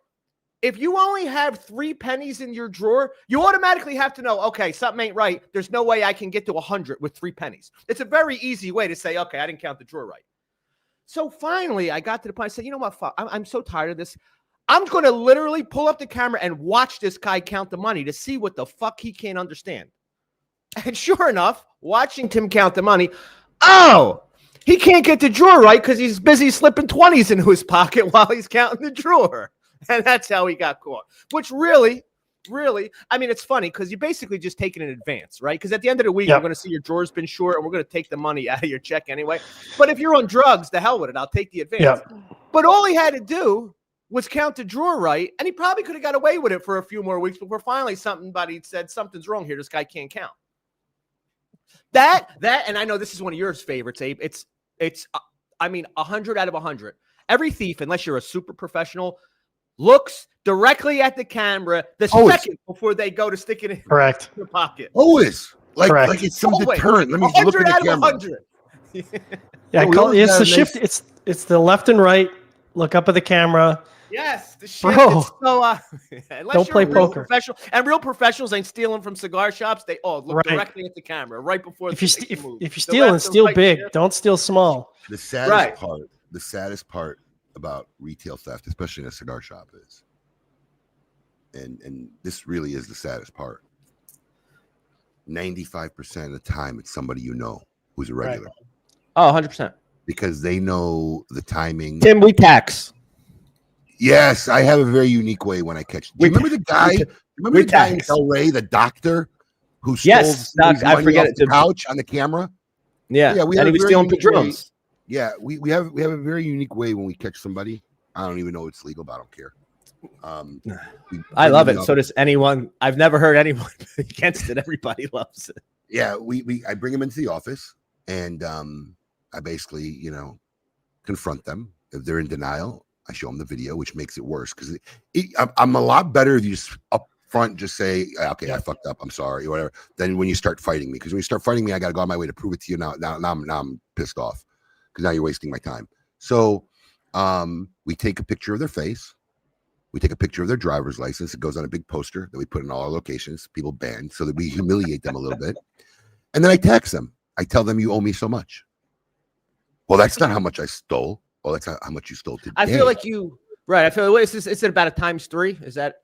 It depends what kind of mood I'm in. To me, it's totally valid. Very rare you get caught stealing the first time. Yeah, right? You owe me. You owe me more than that. Yeah, we're not just talking about this time. And then they say, "Well, I'm not going to pay it." I'm like, "No problem." Pick up the phone. It's like, "Yeah, Boynton Beach Police Department." Okay, I'll pay it. Well, there you go. You either pay the compensation or we call the cops and we press charges. I don't care. Moral of the story, don't be 9 out of 10 times calling the cops. One time this guy was doing Padrones, doing it for a long time. And I gave him a $3,000 penalty because it's Padrones. It adds up fast. And he was coming in for a while. And I'm not shitting you. That guy pulled up to that shop. He wasn't allowed to come in. $100 a week. He bought that store manager an envelope full of cash. He'd call in because I'm outside the guy, and he paid the 30 weeks, $100 a week. Yeah, so we tax him. We pay him because prosecuting is a waste of time. Yeah. And it's nothing but just inconvenience for them and a lawyer fee or whatever and bullshit. It doesn't do nothing for me. So we humiliate them, we embarrass them, we shame them, and then we tax them. That's that. So I love it. Oh, well, we recently had a Daniel Briggs knocked over every bottle of butane turning around, but it was off camera a little bit. It wasn't post-worthy. All right. Time to head into fun stuff now. It's enough heavy shit. Yeah, we were heavy. We've been heavy. For the show, it's been heavy. So it's time for one of my favorite segments brought to you by the fine folks over at Avo Cigars. It's time to find out whether you can name that jam.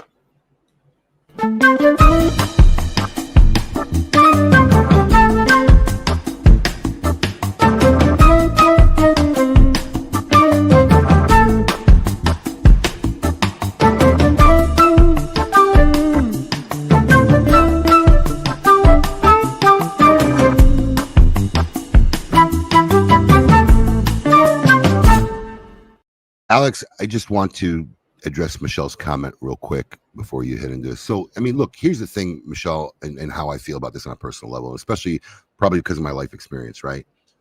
When you have a grocery store, which I grew up in with my family, and you catch a girl stealing a pack of bologna in her waist, as pissed off as you are that she's stealing, it's bologna. It's a 1 pound pack of bologna. What the fuck is she stealing it for? She's fucking hungry. So 9 out of 10 times, you just tell her, take the fucking bologna and don't ever come back to the shop, right? But zero, like not even 0.0000001% empathy for fuckers who want to steal cigars. You don't need a fucking cigar. It's not a necessity for you to fucking live. You know, you ain't starving, then a cigar is going to make a difference in the world. So yeah, I have zero compassion for those. And honestly, I can tell you, I can't tell you how many times I know a guy's been down and out and say, hey man, do you have anything lying around? You know, we got so much shit coming out of the ears. If you ask, trust me, there's cigars I can give you if you're really somebody who's down and out and in need. Never fucking a reason to steal a cigar unless you're just a dick. Yeah. So yeah, I have zero compassion. So yeah, my tolerance level for cigar theft is at a different minus 500. Yeah, at a different grade. So I'm sorry, you didn't mean to cut your segment, Alex. No. You're good. We'll just finish that up. Now we can get a little lighter. All right. This time, name that jam. I have one song, one set of lyrics, read as mundanely as possible. It is up to you, gentlemen, to name that jam. Are you ready? As ready as I can be. I feel I got a shot this week. Oh yeah. Right. Without Cooper here, I can't compete with Cooper. All right, here we go. One song, one shot. Now, what you hear is not a test. I'm rapping to the beat. And me, the groove, and my friends are going to try to move your feet. You see, I am Wonder Mike, and I'd like to say hello.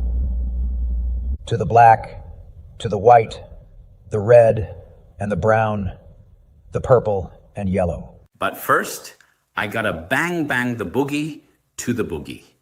Say up jump the boogie to the bang bang boogie. Let's rock. You don't stop. Rock the riddle. That'll make your body rock. There you have it. And the sad thing is, it's playing in my head. Like I've heard this song 1,000 times.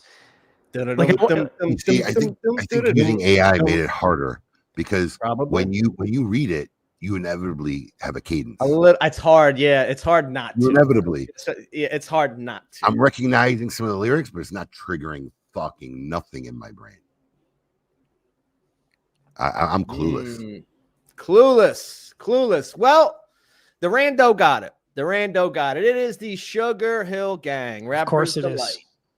Rapper's Delight. This week done by the AI versions of Rocky Patel, Matt Booth, and Rafael Nadal. Thank you very much. That was well done. That's actually funny. I love that. So that's AI. How long did it take you to put that together? Actually, well, not that long, because I already have their voices done. But to do somebody else, I'm going to do Sokka eventually. Just to let me tell you some crazy shit. Let me tell you. And we got a lot of Sokka footage, so I can get Sokka on point easily. The more footage I have of somebody. So let me tell you something. So once you get their voices in, you could punch these out pretty quick. Oh yeah. Yeah, you just need to build the profile. Once the profile is built, you should do 3 or 5 per show. Use the same 3 voices for a month or 2 or 3, and then you just incorporate. Yeah, this one I just wanted to see how it would be. Yeah. If I could almost normalize the volume with between 3 different. It's not always going to be 3. It could be 2. Could be 1. Could be. But I have to. Or even just hey, they'll have a season, right? So you do Rocky Patel for 2 months, then you do Rafael Nadal for 2 months. Yeah. I think switching the voices even made it harder. Right. Love it. Right. Yeah. So now I'll get some more. I got to get Sokka. We got anybody we have a lot of footage on is easy. Well, we were duped. We were not able to name that jam this week, and this episode was brought to you by the fine folks at Avo Cigars, making masterpiece melodies with tobacco for decades. Thank you very much, Avo Cigars. Yeah, it was a little hard. All right. We'll stick to one. So I have a topic I want to bring up. Cooper's yelling at the screen right now. I know. Well, Cooper had it for sure. Just an interesting story I saw on Half Wheel this week about Cuban cigars being. Good thing Coop's off. I know. I knew this was going to come up. That's a good thing Cooper's off. Cooper and I had an extended converation about this. Really? Several hours. Oh, yes. Really? So Cuban cigars being rolled by Cuban prisoners. I don't know. For our readers who haven't read the article, John, do you have any? Since you guys already had a conversation, do you have a more in-depth explanation of what they're doing there? Oh, I got to navigate this with some deftness. Yeah, so there's an organization, and I don't remember the name of the organization, but essentially their role is they look for human rights abuses, and they're looking for human rights abuses in countries and in jails, and they put out this rather comprehensive report about various abuses that were they're claiming are happening in Cuba. And basically, people who are in prison, their labor, they call it forced labor because obviously they're in prison, they don't have a choice. And so they say, look, they're being forced to do labor for charcoal manufacturing, for sugarcane harvesting. And one of the ones that came up was tobacco. They're being forced to roll cigars. I think it was like number 4 on the list. So like number 1 was charcoal production. Number 2 was sugarcane. And I don't remember what number 3 was, but number 4 was cigar rolling, which is not really something you would expect prisoners to be doing. But I mean, did that come through the mic? What? No, he paused. I had to yell something. I covered my mouth. No, it didn't. You're good. Is there an issue? What's the issue? Well, I mean, yeah, it's interesting because if you look at historically, I know the United States certainly uses, and I don't know it's a complex issue, but I know that in the States, if you're a prisoner, by being a prisoner, the state can use you as a labor force, right? Whether it's correct. Well, let's talk about that first. Sure. If you've broken the law and you're incarcerated, is there anything wrong with putting these guys to work 8 hours a day? Now, I think they have to sign up to do it, right? But I'd be honest with you. All right. So listen. Here's the way it works. Yeah. Our resident knowledgeable person. You're either, and we're not talking about county jails and stuff. We're talking about people convicted of crimes doing sentences in prison. There's state prison, federal prison, right? You've been convicted of a crime. The big house. You're either going to work or you're going to school, and nobody's like hanging out all day. That just doesn't work that way. So everybody's kind of forced labor. Plus, same thing. The average pay is 12 to 40 cents an hour in the prison. I get one of the things where in the article they were getting paid so much less than people. Well, that happens here too. That's how it works. But let me ask you something. Yeah. Do you feel that they should be adequately paid? No. That's why I don't have an issue with any of Cuba and cigar rolling. This is just an interesting topic. It's I don't have an issue with any of it. If you become a ward of the state, and you're being fed and you're being kept, even though you've broken the law, I think they should work. I think I'm okay if they don't get paid anything at all. If they work some of their time off, if they're productive. No, you can't do that. You can't do that. But that's fine. I don't have a problem with them doing them 40 cents. You can't do that because at that point, prisoner or not, you run afoul of slavery laws. Essentially, you have indentured servants if you're. Yeah. But so they pay them, and so they get paid. And here's the thing: no, the pay, like I said, 12 to 40 cents an hour is nothing. But guess what? If you're in there and you got nobody, and you got no family, and you got no way to buy some damn toothbrush and a soap and some a damn ramen soup, that candy, that 40 cents, that that adds Fill up. That commissary pretty quick. That fills your commissary. So again, I just don't. Listen, if you were shocked by it, prisoners. Yeah, listen, prisoners make a lot of shit in the States too. And look, the difference is, I'm sure there are a lot of people in jail in Cuba for absolutely no reason whatsoever. Way worse than America, obviously. But listen, those people are going to be there either way, whether they're rolling cigars or not. So at least maybe, number one, it gives them the ability to kind of feed themselves, right? And again, you're not making a lot of money. You're making enough to survive in jail. Is the argument that they're being mistreated? Well, yeah, I think that's certain. Well, I think that's what I read. That's how I took the report, is that these people are being forced into it. That they're just forced to work? Yeah, I think that's the implication, certainly based on the report. I think they're saying this is an abuse of, they are being, that's the implication. They're being forced to do this. If you're in jail in Cuba, I think there's a high probability you're being abused regardless. Right. I mean, I think there's a level of abuse going on regardless. Are they getting zero compensation for their work in Cuba? No, they're getting paid. Again, I think they said they were getting paid. Yeah. I don't. Nick Perdomo said it comes out to like $5 a month or something US. Man, $5 a month is $5 a month. What's the abuse they're claiming? Are they giving them like 22-hour work days, or are they just saying they work like 14? They're working longer days. They were saying it was the regular workers go home and the prisoners still work. Yeah. My bigger concern here is, let me say something. Right. Let me say this real quick from an inside out. I will guarantee you those people would much rather be sitting at a cigar table rolling cigars than sitting in whatever type of jail structure Cuba provides them. 10 by 10. As a guy who's had his run afoul of the law, I would much rather have been at my duty than in my cell. And if I had the chance to stay longer, I would have pulled a 24-hour. I'm not saying, look, I get it. Cuba's a completely different place. But, and the other side is, look, maybe you get a criminal who learned a skill and now can get a job at a cigar factory rather than, going back to stealing counterfeit tobacco to, roll. Yeah, I mean, that's kind of the thing, right? Like, I have to assume that there's the intention, trying to be positive about it. The intention is you finish your sentence and you can say, look, I've been doing cigar rolling for 5 years, right? So I can get a job. I can be a productive member of society. I have a trade. I am employed. I am employable. And they go, okay, well, we don't need to trade you. You've been doing it for 5 years or 10 years or however long it's been. My bigger concern here, honestly, than the human rights aspect is like, look, you already got shit quality control in your country. How could this possibly be making any of your quality control any better? Right. How many of these guys could really be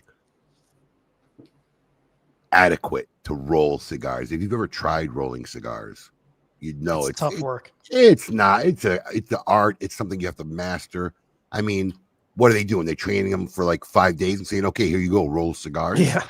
That's my bigger question in this whole fucking model. Guy pounding out license plates is one thing, but rolling cigars that this country's selling for $30-$40, I don't know. I mean, listen, Abe, you may have guys doing 60-year sentences. They, yeah, I don't know. Sometime they may get really, you may have some master blenders in that. Yeah, that's all they're doing for 14 hours a day. You may have some real talent up in that. Get pretty good, pretty fast.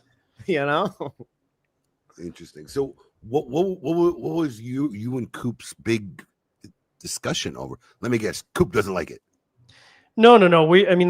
Obviously it's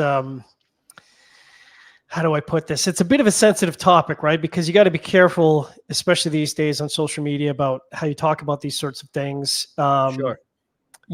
Obviously, Cooper's visited Cuba before. I've visited Cuba many times, and in this day and age, with the way that social media can be scraped, one has to be a little careful about how they, shall we say, position these sorts of things, because it's not something you want to have come up in a conversation when you're trying to transit into a country. And perhaps this is on your file, and, one could find themselves very easily banned for life from a country or worse. True. And so it's something you have to be a little sensitive to about how you speak about these sorts of things, unfortunately. And that's, yeah. Did it have the Epstein files in it? What kind of file did it have? A nail file, like a file. I don't know how, unless you're going to hide in the jungle, I'm not sure where you're going to run to on an island. I don't know. Maybe I'm cold-blooded. Maybe I'm slightly insensitive to it. And obviously, I think there's different levels of how the law is broken. But I think like if you broke the law so bad you're in jail for 20 plus years or whatever, I'm not really concerned about your rights at that point. I'm just not. You can't do that though. You can't. I'm not saying. Look, I'm not in charge. My opinion doesn't matter. I mean, sadly, there's certain levels. You killed 3 people. You're going to jail. I really don't give a shit about your rights. Oh, I get it. You know, I mean, it's just my personal take on it. I think no, but listen. But here's the other side too. Here's the other side, right? Here's why. It offsets. It also offsets the cost of the prison, right? You're working. We give you this small little that you okay. So I don't have to. You can buy commissary. You can feed yourself. It actually, it works both ways. It's a very symbiotic.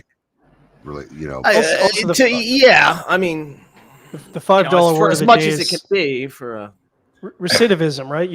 You let somebody out of prison, you really don't want them returning to prison. So the way you can do that is by making sure that they have some sort of structure that when they're released, they can get a job, which is very difficult if you've been in prison for any length of time. I think that's the greatest aspect of the whole program. To be honest with you, guy actually, if he gets out, he's got a gets to learn a skill. Gets to learn a skill.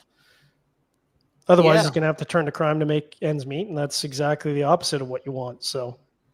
Yeah, I just didn't see the negative in this. I'm more curious of what qualifies you to be put on that program.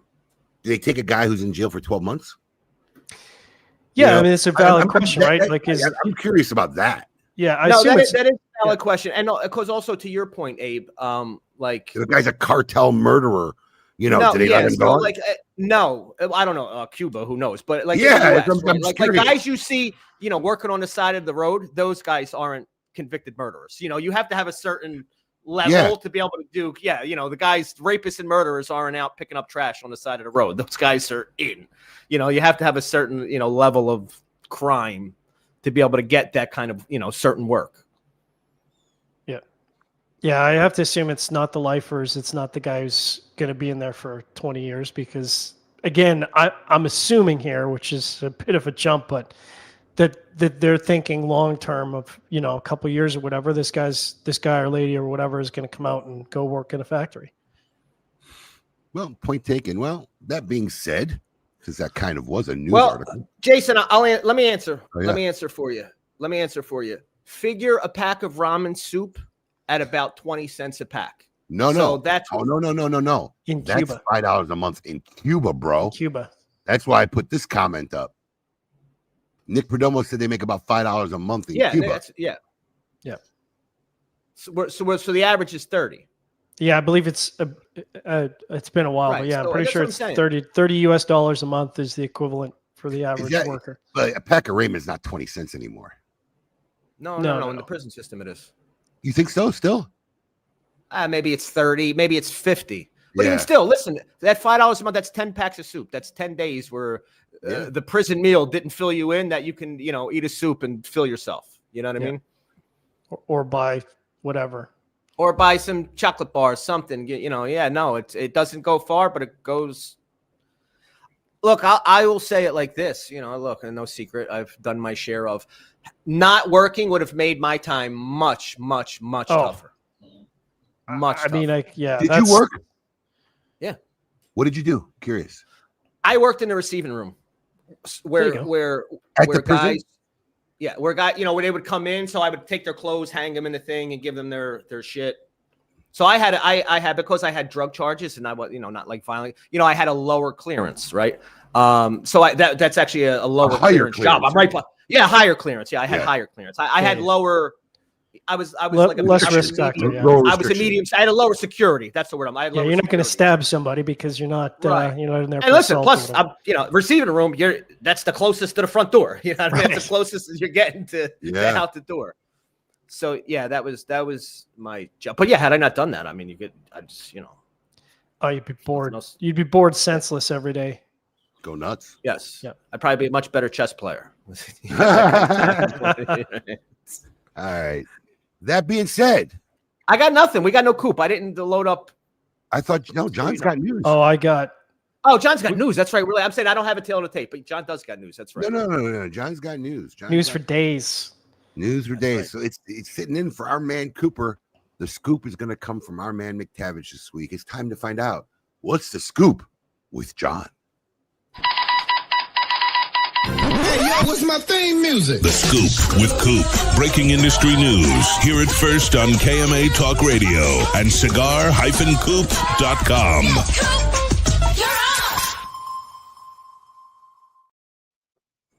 All right, we'll try to get through the news stories because it started out a fairly light news week, and I thought we were going to blaze through this in 10 minutes. But as it always goes, we got nowhere to go, John.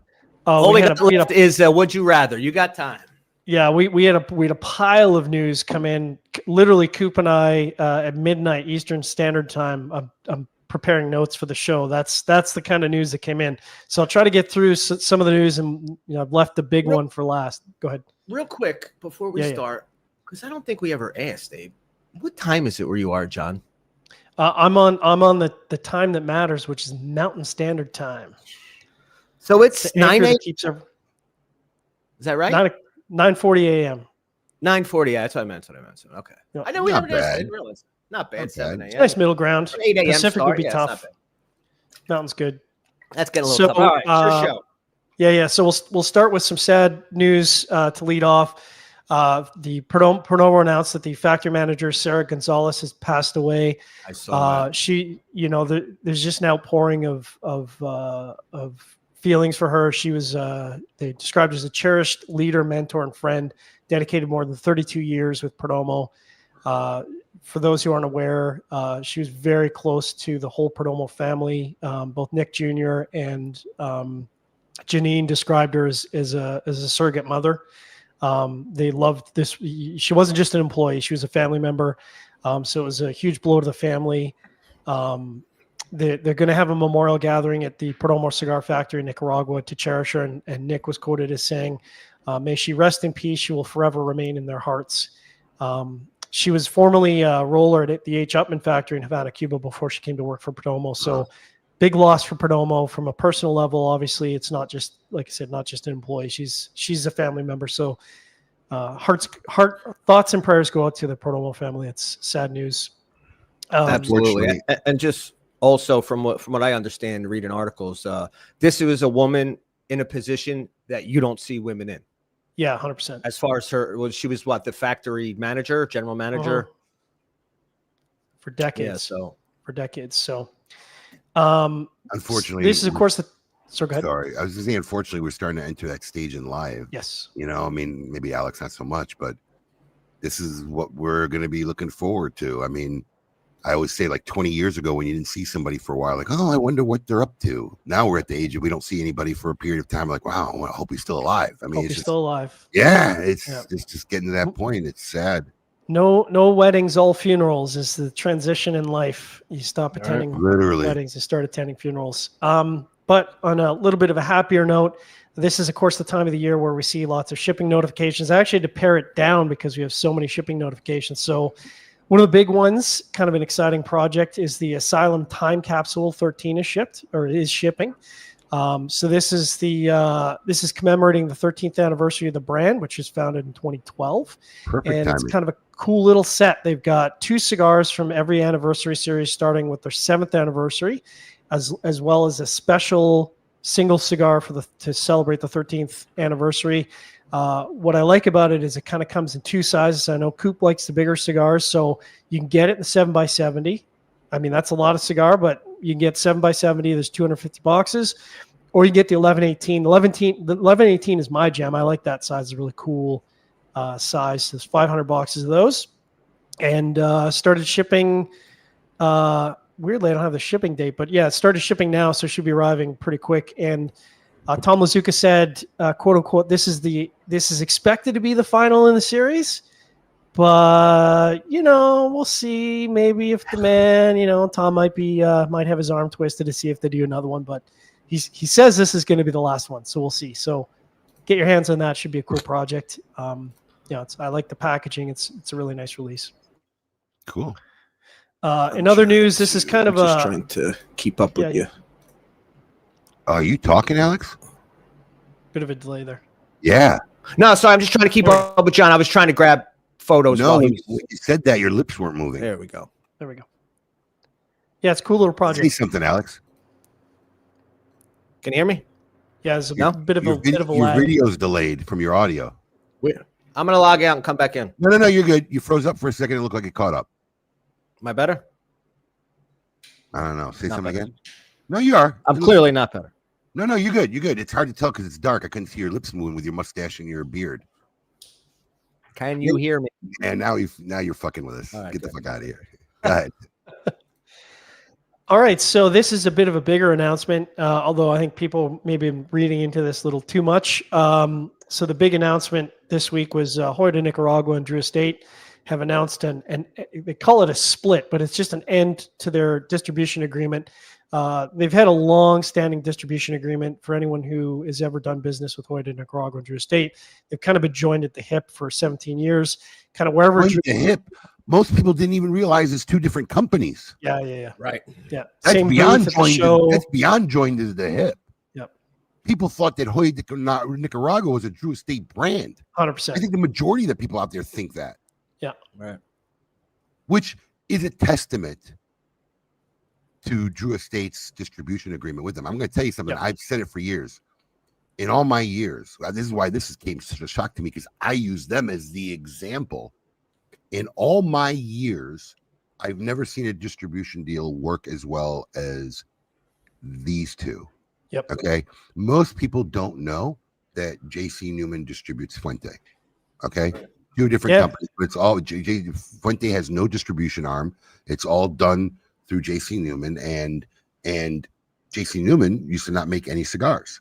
So Fuente used to make all their cigars, and then they started having some made by other people. Now they have their own little factory, which they make some of their brands with. So it was a very symbiotic relationship, but two distinctly different companies. Yep. Drew Estate, like, you couldn't tell the way they marketed and branded and did stuff. You thought they owned the company, and I've talked about on the show where I've said that when I first, because lost your audio, Abe. Fortunately, that part was cut out. Yeah, what is he even hitting? Nothing yet. Nothing. Doing something that puts this on mute for whatever reason. Do you know who had the distribution agreement before Drew Estate, John? That's an interesting question. I actually don't even know Alex? who had the distribution agreement before No. Drew Estate. All right. No. Well, I'm going to double Coop test would it. know. SAG. Oh, wow. Alex, do you know who SAG is? That's what's his name? Casada. Quesada. Quesada Cigars. That's who had the deal. It kind of fit. Quesada Cigars. Only blah, blah, blah. because the invoices used to come SAG for Quesada. That's Right. the only reason I know. Yeah. So SAG Imports. SAG Imports. So when Drew Estate took it over, it was like, wow, this is like two different universes. How could the oldest, most traditional company in Nicaragua be working with The most untraditional. It's vagrant really company. Right. And it worked out well, surprisingly well. So I'm a little shocked at this. This is something like, a lot of times in our industry, especially, well, you see things coming. That ain't gonna last. Yep. Right. I'm shocked. I'm really curious of what the background story and listen, I don't know if it was sudden or planned out, because usually you'll hear rumors. Somebody will start talking to you about it before it happens. I didn't hear nothing, but let me tell you something. Hoya de Nicaragua has zero setup. Right. I don't know if they've already have something in place on how they're going to ship orders in, who's going to represent them. They don't have nobody even to go to a single store right now. So very shocking news. So I will say that Cooper and I have internally been talking about this for almost 2 years now. We saw signs of this 2 shows ago. I think we kind of saw this coming on the horizon. We saw little telltale signs just in sort of how the booths were set up, how the I don't even some look of at the that. when you've been doing media long enough, you can you get hints of this well before the decision's made. So I don't think for us it was that surprising. And I think really it shows, as you say, as Drew Estate has grown, Hoya de Nicaragua has grown, and Hoya has sort of, I think, grown to the point where now they can sort of, they've been grown to a point where they can kind of be free and do their own thing. They're big enough that they've Do you got to know? Do they have any infrastructure in place for this? So I don't. Go ahead. I just wonder. This is totally rumor, but we had conversations before. We heard rumors about government starting to try to stick their fingers and deal with Hoya. You know what? I wonder if that's part of it, because we've heard rumors of the Nicaraguan government starting to fuck with Hoya a little bit. And I wonder if why this suddenly, like you said, no rumors, no nothing, nobody's seen. Yeah. I wonder if that was part of it. Could be. Well, they have announced that they will be handling their own sales, marketing, and customer service as of January the 1st. So, like I said, I think this is that gives them time to hire up a staff and January. To answer Eric's question, 0. Absolutely 0. Eric, the product doesn't go from the Hoya factory to Drew Estate to Steve Saka. Yeah. It goes from the Hoya factory to New Hampshire. So this plays 0 effect. So don't lose any sleep there. It's all good. Everything's going to go. That's how rumors start. That's how rumors. Oh, there's going to be a shortage on gun burn tobacco and product. That's how rumors start, and the blend's going to change. Yeah. Dr. Cuenca was quoted as saying, "This is a moment of growth, not separation." And I think that's true. I think that both companies, this is not, like I said, it's not a split. It's just this is sort of the natural end to the agreement that's been in place for a very long time. Both companies wish each other very well. And there's certainly no animosity there at all. It's just kind of the natural growth of two businesses. And then the whopper of a story we've got. So this is what kept me up late last night, kept Cooper up late last night. So the cigar industry has announced they've filed a lawsuit against California's UTL list, first reported by Cigar Aficionado, and then later confirmed in an email statement from the CRA Office of Communications, and then shortly afterwards from a communication from the PCA. Were you chuckling because Coop was having a heart attack? I think we were all a little surprised that this announcement came by way of another publication rather than being announced in general to media. We could do a whole segment on our feelings about, information like this being distributed in that way, because this is not a cigar announcement. This is not a brand launch. This is a really important piece of information that affects the entire industry. And for me, I think this is information you want to distribute to everybody all at once. I'm not sure there's a lot of value in sequestering this information to one media outlet, but Cooper could certainly do a longer segment on his feelings on that. But a doctoral piece. Yeah. So for those who aren't aware, and I'm sure there's a lot of people aren't aware, a little bit of a background. So earlier this year, California has announced that they will be banning flavored tobacco to a certain size. So if it's not a premium cigar of a certain level, and that level is a wholesale price of $12, infused or flavored cigar products and tobacco products can no longer be sold in California. And as a part of that, regular traditional premium cigars have been caught up in that. So essentially what is required is if you have a brand on the shelf in California, then you're required by law to submit an application for all of your sizes, all of your shapes, all of your blends that are going to be sold in the state. And what that means is that there's a fee for that, for every blend, size, and shape. Previously, you had to actually submit a physical product to the state, which was a little absurd. They've sort of called back on that part of the process. But if you can imagine, if you're a company with 8 blends of 3 sizes, so that's 8 times 3, all of those require submission. All of those require filing to the state in order to be sold to the retailer. For a smaller brand, that's a lot of money every single year. Every year. Every single year. Half moving forward, but it's every year. Every single year. Yeah. So and that's and so the result of that is if you don't do that, right? Your product has to be pulled from the shelf, and the cutoff is October 9th. So it's coming up very, very quickly. So if you're a retailer and this product has not been approved, it's not been submitted and approved by the state of California, that product cannot be sold. So retailers would have to blow that product out. That product cannot be sold at retail. So as a result, a number of different... even more than that, John, you can't ship that product into that state. That's correct. You can't. Yeah. So it's a big deal. It's a very, very big deal. I mean, California is obviously a big state. There's a lot of product being sold.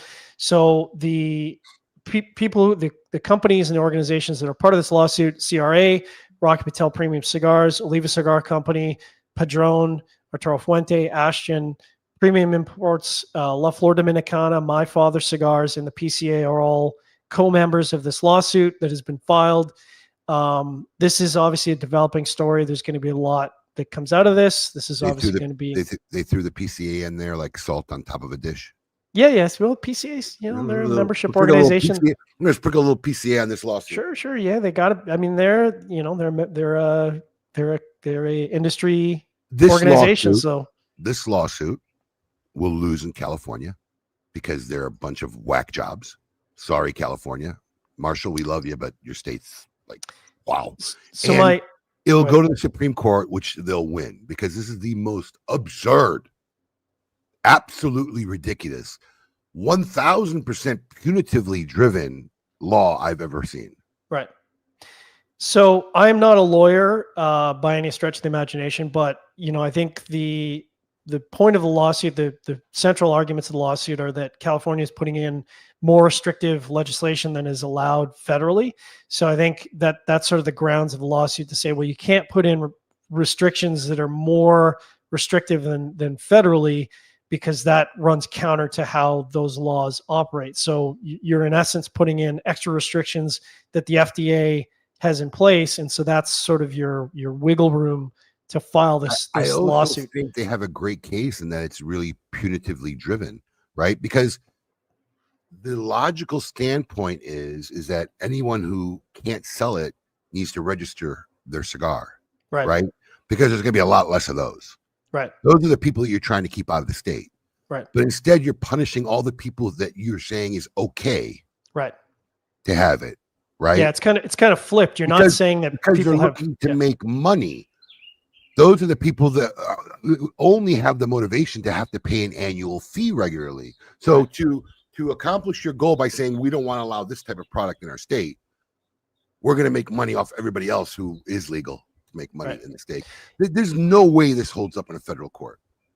Yeah, I would be surprised. I would be surprised if they're not able to make progress on this lawsuit because it does seem like it does seem odd that this would be able to put through.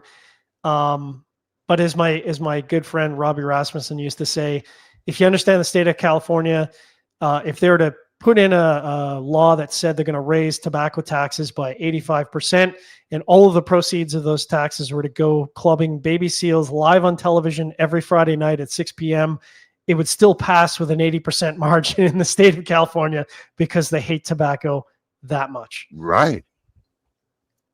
So we'll see. We'll have to keep an eye on how that develops. Obviously, they're going to almost certainly file for an injunction of relief to go beyond the October 12th date, or pardon me, not October 12th, October 9th. October 9th. So they're gonna file for a stay. So it's it's not something that's going to be resolved overnight. It's almost certainly going to drag out. Heart goes out to all the retailers in California who already have a tough enough environment to operate in. There's no way this is a broke state. Yep. This is a broke ass state. Who's enforcing this shit? That's certainly a good question. Yeah. This is the stupidest shit. You can't make shit like this up. Well, that explains a lot right there. You can't make this kind of shit up.